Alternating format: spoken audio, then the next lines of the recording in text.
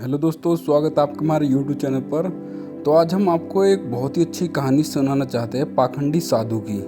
एक शहर में पुलिस ने सभी चोरों की नाक में दम कर दिया था। सारे चोर एक के बाद एक पकड़ रहे थे। बस एक चोर जैसे तैसे बचकर एक जगह जा छिपा था। तभी उसे एक ख्याल आया कि क्यों न वो भगवा पहनकर साधु बन जाए। ये दुनिया चोरों को तो जूता मारती है, लेकिन अगर वही चोर भगवा पहन ले तो उसके पैर में पड़ी रहती थी। इस प्रकार चोर साधु बनकर घूमने लगता है। पाखंडी साधु में एक कला थी कि वो बोलने में बहुत माहिर था। प्रवचन तो उसके बाएं हाथ का खेल था। इस कारण साधु की निकल पड़ती है। उसके बहुत से शिष्य बन जाते हैं। कई लोग उसके आगे पीछे घूमने लगते हैं। उसे मुफ्त में खाने को मिलने लगता है। बस उसे सांसारिक जीवन छूटने का दुख रहता है। पाखंडी साधु जंगल में अपने शिष्यों के साथ रह रहा था। तभी उसके आश्रम में एक सेठ आया। सेठ को भी पाखंडी साधु ने अपने बोलने की कला से प्रभावित कर दिया। साधु से मिलकर जब सेठ अपने घर पहुंचा तो उसे एक ख्याल आया। असल में सेठ को एक दुविधा थी। उसके पास बहुत सोना था जिसे चोरों के डर के कारण वो अपने घर में नहीं रख सकता था। उसने सोचा क्यों न ये सोना साधु के आश्रम में रख दिया जाए, क्योंकि साधु को कभी कोई मोह माया नहीं रहती। वो तो भगवान का रूप होते हैं। किसी को ऐसे देवता पर शक भी नहीं होगा कि उनके आश्रम में सोना गड़ा हुआ है। ऐसा सोचकर सेठ दूसरे दिन सोना लेकर पाखंडी साधु के आश्रम आता है और उसे पूरी बात बताता है। फिर क्या था, पाखंडी साधु का तो दिल गदगद हो गया। उसकी आंखें तो उस सोने की पोटली से हट ही नहीं रही थी। उस सेठ ने वो सोने की पोटली आश्रम के एक पेड़ के नीचे दबा दी और वहां से चला गया।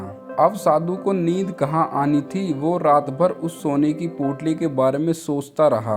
उसने सोचा अगर ये सोना मिल जाए तो जीवन तर जाएगा, सांसारिक सुख भी मिलेगा जो इस भगवा कपड़ों ने छीन लिया है। इस तरह साधु ने कई सपने देख डाले। दूसरी तरफ सेठ सोने को आश्रम में रखकर संतुष्ट होकर सो रहा था। कुछ समय बीतने पर साधु ने एक योजना बनाई। उसने सोचा कि वो इस सोने को लेकर चला जाएगा और सेठ को शक न हो, इसलिए वो उसके घर जाकर जाने की बात कहेगा ताकि सेठ को ये न लगे कि साधु सोना लेकर भागा है। अगले दिन साधु सेठ के घर जाता है। सेठ के पास एक व्यापारी बैठा रहता है। साधु को आता देख सेठ खुशी से झूम जाता है और कई पकवान बनाकर खिलाता है। साधु सेठ को अपने जाने की बात कहता है। इस पर सेठ दुखी होकर उसे रोकता है, लेकिन साधु कहता है कि वो एक सन्यासी है, किसी एक जगह नहीं रह सकता, उसे कई लोगों को मार्गदर्शन देना है। ऐसा कहकर साधु बाहर निकलता है और जानबूझकर सेठ के घर पर एक तिनका उठा ले जाता है। थोड़ी देर बाद साधु वापस आता है, जिसे देख सेठ वापस आने का कारण पूछता है। तब साधु कहता है कि आपके घर का यह एक तिनका मेरी धोती में लटक कर मेरे साथ जा रहा था, वही लौटाने आया हूँ। सेठ हाथ जोड़कर कहता है, इसकी क्या जरूरत थी। तब साधु कहता है कि इन संसार की किसी वस्तु पर साधु का कोई हक नहीं है। फिर अपनी बातों से वो सेठ को मोहित कर देता है और वहां से निकल जाता है। यह सब घटना सेठ के पास बैठा व्यापारी देखता है और सेठ से पूछता है कि कौन है ये साधु। तब सेठ उसे पूरी बात बताता है, जिसे सुनकर व्यापारी जोर जोर से हंसने लगता है। सेठ हंसने का कारण पूछता है। तब व्यापारी उससे कहता है, तुम मूर्ख हो, वो पाखंडी तुम्हें लूट के ले गया। इस पर सेठ कहता है, कैसी बात करते हो, वो एक संत है, बहुत ज्ञानी है। व्यापारी कहता है, अगर तुम्हें अपना सोना बचाना है तो उस जगह चलो जहाँ सोना दबाया था। सेठ उसे वहां लेकर जाता है और खुदाई करता है, लेकिन उसे कुछ नहीं मिलता। वो रोने लगता है। व्यापारी उसे कहता है, रोने का वक्त नहीं है, जल्दी चलो, वो साधु दूर नहीं गया होगा।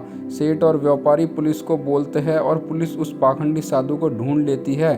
तब सभी को पता चलता है कि वास्तव में यह कोई सिद्ध बाबा नहीं, एक चोर था जिसने अपनी बोलने की कला का इस्तेमाल कर कई लोगों को लूटा था। पुलिस से बचने के लिए भगवा पहन लिया था। सोना मिलने के बाद सेठ की जान में जान आती है। सेठ व्यापारी से पूछता है कि उसे कैसे पता चला कि यह साधु पाखंडी है। व्यापारी ने कहा, वो साधु बार बार अपने आप की तारीफ कर रहा था। संत कितने महान होते हैं। बार बार यही दोहरा रहा था, जबकि जो सच मायने में संत होते हैं उन्हें इस बात को दोहराने की ज़रूरत नहीं पड़ती। इसलिए मित्र, आज के समय में जो भगवा पहनकर प्रवचन देते हैं वो सभी संत नहीं होते।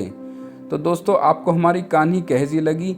अगर आपको हमारी कहानी अच्छी लगी हो तो वीडियो को लाइक करना, और अगर चैनल पर नए हो तो चैनल को सब्सक्राइब जरूर करना। धन्यवाद।